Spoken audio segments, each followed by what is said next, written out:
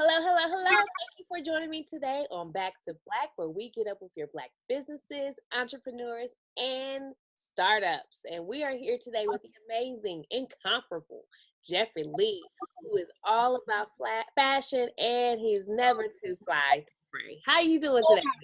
I'm doing wonderful. How are you doing? I'm doing amazing, blessed, feeling good, feeling great. But you're here, and I want to know about you. Tell me about yourself. What do you do? Well, I'm Jeffrey Lee. I'm based out of Atlanta, Georgia right now. I have a couple of businesses. My first business is my main, the main company is Hot Dog Water. Hmm. And up under that, I have entities. I have my Never Too Fly to Pray business where we make clothes, we do public speaking engagements, we do different events. But it's mostly focused on letting people know that prayer is the way and it's cool, and do not be ashamed of prayer. You don't have to whisper, you don't have to be quick. Just let it out. That's You don't right. have to worry about the people on the right or left of you.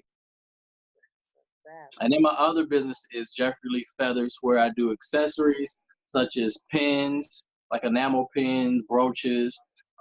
We do feathers, custom feathers, like for hats, as you can see, like something like that. nice. We do all that. A lot of stuff is in-house and handmade. Painting, dyeing, sewing. We do a lot of that stuff in-house. And I felt like that hat took me back. I had an uncle named Uncle Blood. We called him Uncle Blood because he makes N words bleed, but he would wear hats just like that. So that definitely takes me back. Um, let's go back real quick. Okay. I saw your email and I was like, and it's like abbreviated, so it's missing vowels, and it's called Hot Yeah. Dog Water. And I said is an interesting name. How did you come up with that? Okay, so hot dog water. People, when they first think about it, they think of the hot dog in the water, but Mhm. it's actually hot dog water where you have a hot dog and the water. So it came from my grandfather where when we were younger, he's very family oriented guy. He used to take the kids to the park or, like family events, just not on holidays. He would just have, cook up the grill and have people come over to their house. And then next to their house, they owned the lot beside it, which was like big for another house, and he used to cook on the grill. He'd be cooking up and he'd let, hey kids, the food is ready. And then he'll say, come get your food, and we're playing. And he'll say, we're like, hey, Paw, can we get something out of the cooler to drink with our hot dog? He was like, no, you better go take this hot dog, go to the water fountain, get some water. So Mhm. that's why I was like an homage to my grandfather. Oh, that is awesome. That's and it stands out. Definitely stands Yeah, it stands out. Some people, people understand it or get it, and some people don't. But it's really a homage to my grandfather, and that brand was actually very successful. I thank God I had it in numerous stores, big box stores all over the U.S.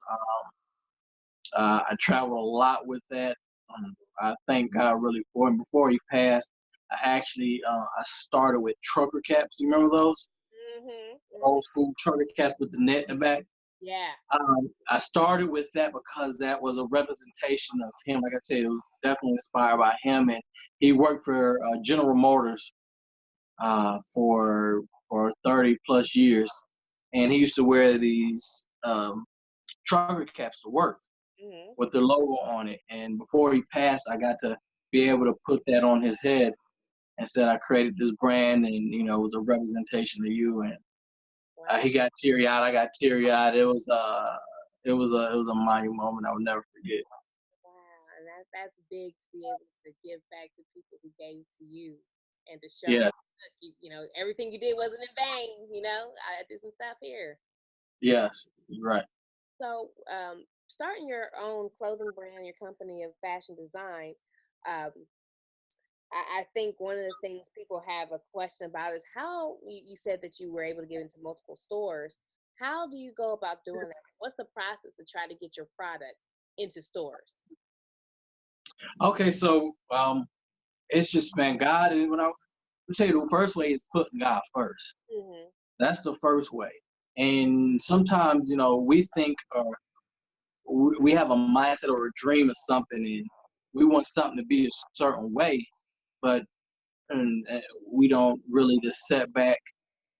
And I mean, not sit back and not do anything, but sit back and really allow God to use you through your gift or through what you're doing. And a lot of it has to do with fasting and sacrificing, showing God that you want it. So um, I started it in college. Uh, I was out the trunk. I was literally selling out of my trunk. I would just pop up at the schools and just sell it out the trunk, sell it out the trunk. Then this opportunities came. I started working at, remember, Forever 21. I worked there. I just wasn't fitting it because I knew what my plan was. I knew what my gifts were. So I started working at a women's shoe store, like high heel shoe store. Mhm. This was in Greensboro, North Carolina, and had nothing to do with my brand. But I was, like I said, I kept God first. I kept showing God this is what I wanted. I kept giving to Him, paying my tithes and offering. And the owner came to me, and I was just killing it so well in there. He gave me a percentage, a section of the store to allow me to display my merchandise. Oh. Yes, I paid him rent just like he paid rent. I had to pay him rent Mhm. and kept inventory, kept all my stuff. So I have my degrees in fashion merchandising design. So I did the merchandising for the store, mixed it in with my clothes. So it really worked well. And I thank God at an early age within that brand that I was given the opportunity to showcase my pieces. Like living in hindsight, I really see that it was that was a huge. This was inside of a major mall and a major mall in Greensboro. Man, that is talk about, blessings and abundance and opportunity because that's big. A lot of people don't get that access to that. Yeah, yeah. So then after that, well, we um, that store ended up closing down. Had some financial things. Um, I ended up moving back to Charlotte, North Carolina, and with my job, it took me back. And I was still working full time and doing this brand. So I was doing a lot of pop ups. I was doing a lot of selling on my break, selling, wherever I could or however I could. I got an opportunity for another store. Was just starting to come down south, which is called Zoomies. Hmm. It's like a action sports store, skateboards and everything.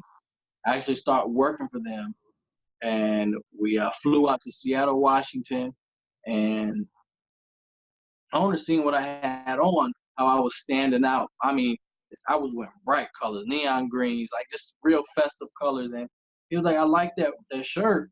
And he was like, where'd you get it from? I said, oh, I know the guys. Here you go, check them out. Mind you, he didn't know it was mine. I didn't want him to know it was mine. Hmm. So he checked it out.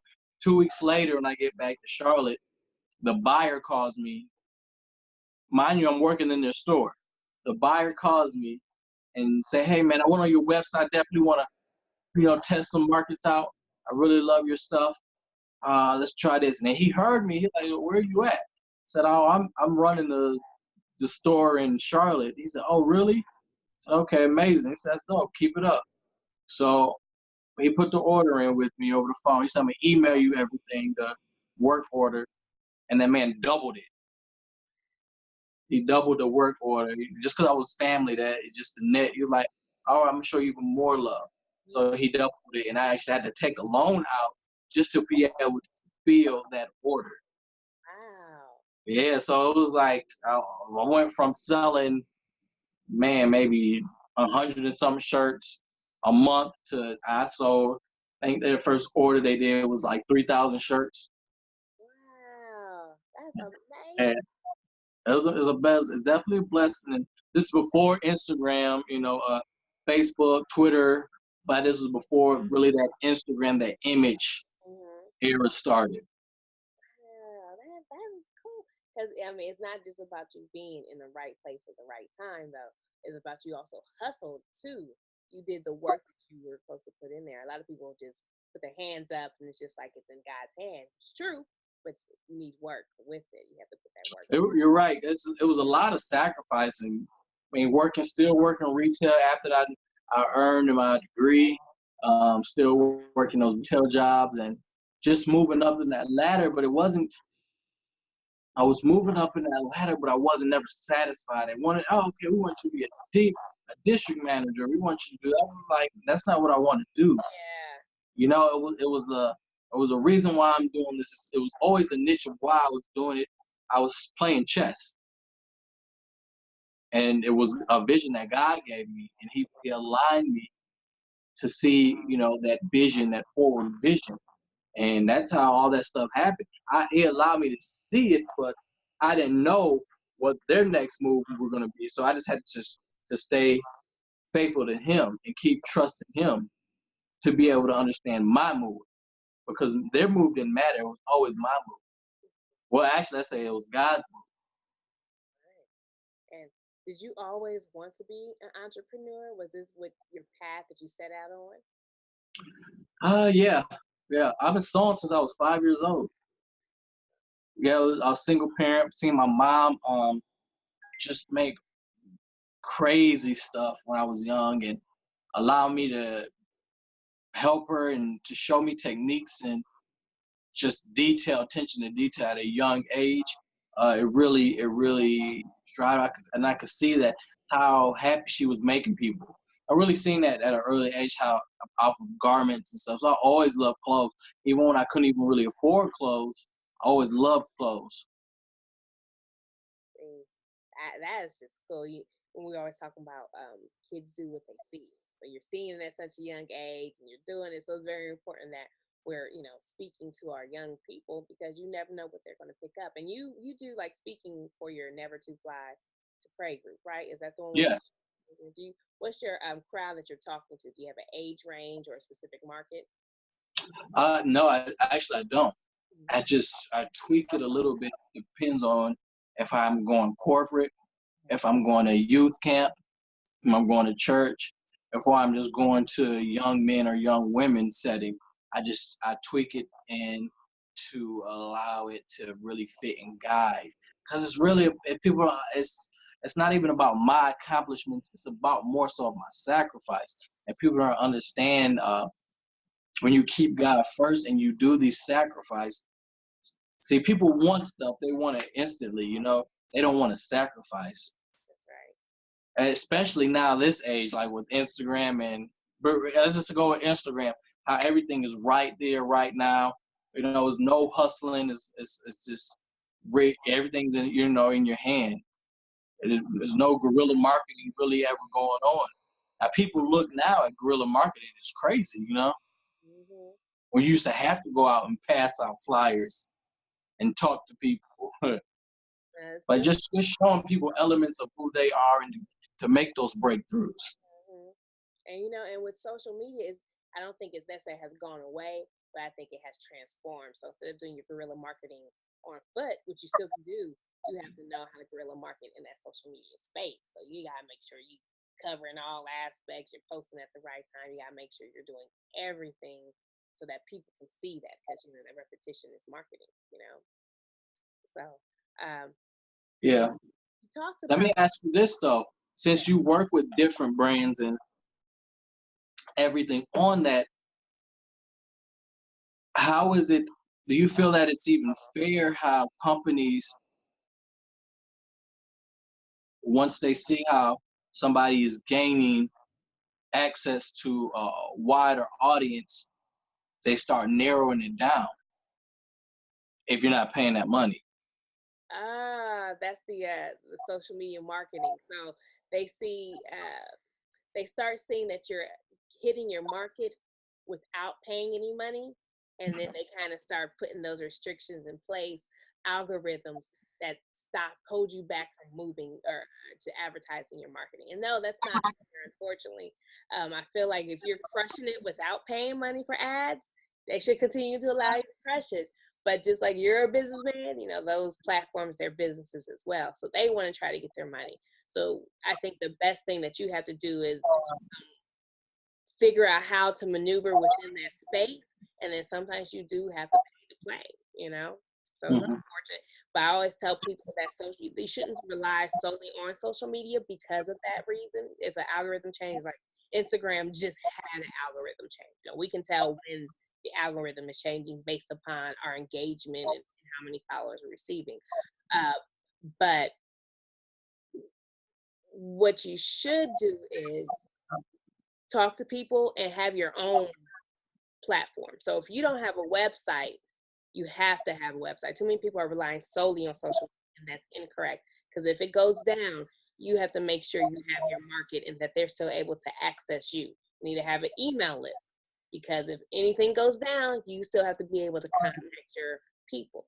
So social media is great. We shouldn't only rely on it.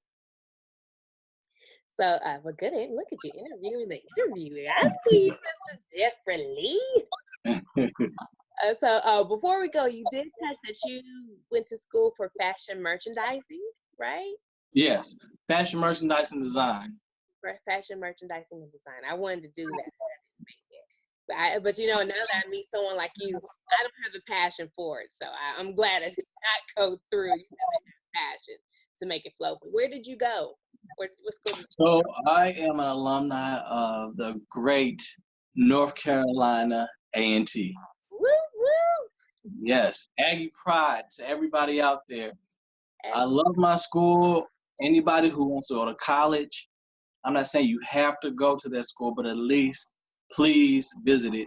You could just feel the energy if no one's there, if it's summertime, if it's spring break, you can go on that campus and literally feel that energy.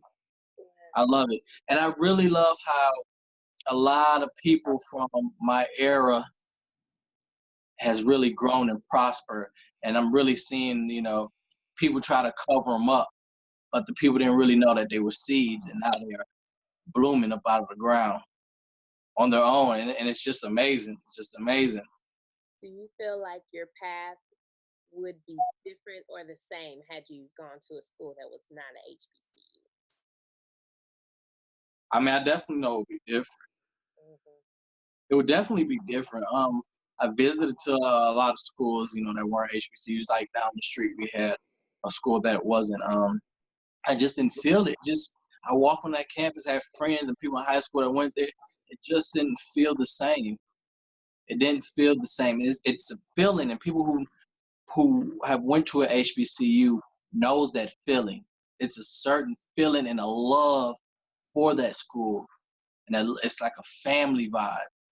And it's no matter where you go and you see somebody, they might have graduated 60 years before you or 6 years after you, and it just feels like your family, like a cousin you ain't seen in a couple of years. You could have just met them today. I'm not saying it's not like that at other schools, but it's a whole different feeling. I agree. It's not. It's if I see someone from Tiffin, they're not like, "What's up, Tiffin?" It's just like, "Oh, you in Tiffin? I'm in too," and that's it, you know. But I see. I Oh, see. you went to Spelman. No, no, no. I went to Tiffin University. I did Oh, not. I thought you said you went to Spelman. I'm sorry, I was kind of breaking up. No, I did not have the pleasure of attending an HBCU. But if I had to do it again, I totally would. Um, Where do you feel that you would have went? we actually have Xavier University here in Ohio. Okay, I would have been interested in checking that out. And we have Central State, which a lot of us went to up here when we went to HBCU. So gotcha. honestly, my god sister went to not Morehouse. Oh my god, it's down in Atlanta. It's Clark. no, it's not Spelman. Or is it Spelman? It could be Spelman. I believe she went to What Spelman. colors? You know what colors they are? This is years ago. We're talking about talking Uh, about almost 20 years ago. But she uh, went now to college. Oh, Morris Brown. I'm sorry, Morris Brown. oh, Morris Brown. Oh, okay, gotcha. Yeah, that's down the street from literally right down the street. And I always wanted to go to it, but you know we didn't have, which is why we need HBCUs to go back and talk to mentor young kids and say, hey, this is why you should go to HBCU. Because for me, it was like, oh, it doesn't matter. It doesn't Yeah, matter. You could just go to wherever. It doesn't matter, but it matters. It absolutely matters. So sorry to keep you over. definitely. Our jaw jacking, but thank you so much, Mr. Jeffrey Lee, for joining me today. Before you go, tell us, how can we view your brands? If we want to buy from you, we want to support you, where can we go to get your stuff? Yes, okay, we have a couple platforms. We have nevertooflytopray.com. We also have jeffreyleefeathers.com. You can go, we have that on our Instagram, Twitter, Facebook, and our website. All of it is, the exact same names, Jeffrey Lee Feathers. So if you want feathers, you want your hats done, you want some cool pins, brooches, you can put on your shirt, jacket, or whatever, we have that on there. And the clothing is nevertooflytopray.com. That's the platform. So check us and follow us on both of those too, please. We need it. Yes, we want to give that support to you. So you guys, please support this brother out here. We cannot do without you. We have to have your support. We talk about having Black-owned businesses and growing Black-owned, and we can't do it without you guys. So please support him, support his businesses, or just drop by and drop him a note. Say hi. You saw his interview. You liked what you saw. You feeling his style? Because I'm feeling the style. I'm feeling the Thank style. I'm feeling everything. Thank you. Thank you. No problem. Let him know. Appreciate it. Thank you again for joining us, Mr. Jeffrey Lee. Everybody else, again, my name is Miss Champagne B. If you want to follow me on Instagram, you can check me out at the Single Gal Guide. You can also follow us on our large page, Black Business Life, and stay abreast of any type of Black business information, tips, tricks, and news. And as you know, we host events, so definitely want you to be involved and check those out and support us. Remember, like this, subscribe, and share it. And please leave a comment. If you like it, leave a comment. If you don't, leave a comment. So thank you guys so much for joining us today, and you have a great day. Bye. Bye.